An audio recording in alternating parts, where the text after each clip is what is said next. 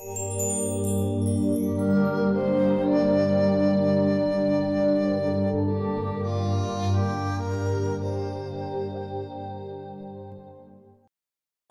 7h56 sur France Info, 5 jours à la une sur les traces du loup en France toute cette semaine, toujours dans le parc du Mercantour, dans les Alpes. Et ce matin, aux côtés d'un éleveur à Saint-Vallier de Thiais. Sébastien Baer, reportage. Toutou, et la vie, toutou. Cette fois encore, les patous, les chiens des Pyrénées, n'ont pas pu faire grand-chose contre les loups.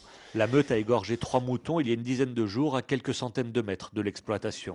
Sur les collines rocailleuses des hauteurs de Grasse, Bernard Bruno, 46 ans, élève 1000 brebis et il n'en finit pas de faire le compte des attaques. 35 l'année dernière et 180 moutons tués. Ils sont venus jusqu'ici, ils cherchent les moutons. Tous les jours, on peut se faire attaquer. J'ai eu des attaques une fois jusqu'à 28 de tuer dans une nuit. Mais même des fois, en plein jour, dans le brouillard, tu tombes sur un mouton qui vient d'être tué.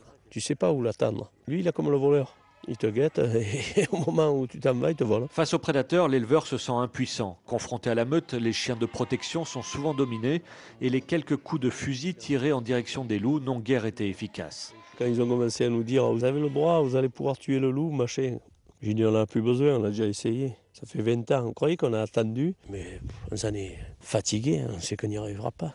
Tu le vois pas, c'est rarement. Pour le voir 2 fois dans l'année, tu ne vas pas porter 365 jours le fusil. Le loup s'habitue à tout. Les voleurs se sont habitués à tout, et le loup pareil. Pour moi, il a le 6e sens. C'est le plus malin de tous. Le loup, c'est le loup. Il mangera toujours. Pour chaque bête tuée par le loup, l'éleveur reçoit une indemnité.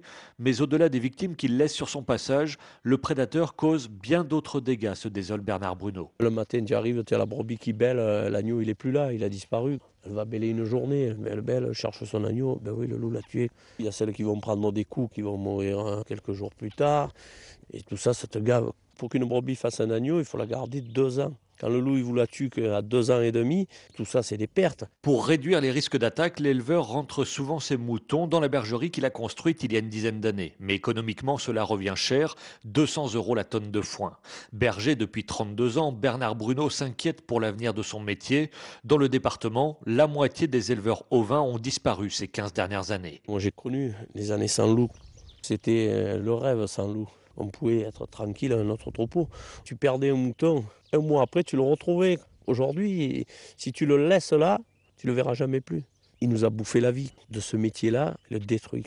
C'est fini, c'est la fin, il faut changer. On n'installe plus de jeunes dans ce département. Tout le monde vous parle d'arrêter. Et ce loup, c'est une merde. Mais bien plus qu'au loup, c'est aux défenseurs de l'animal que Bernard Bruno fait des reproches. Ces gens de la ville, comme il dit, qu'il juge responsable de la situation. C'est les cons qui l'ont laissé revenir, qu'on en veut. Qu'ils le protègent toujours et qui racontent toutes leurs salades.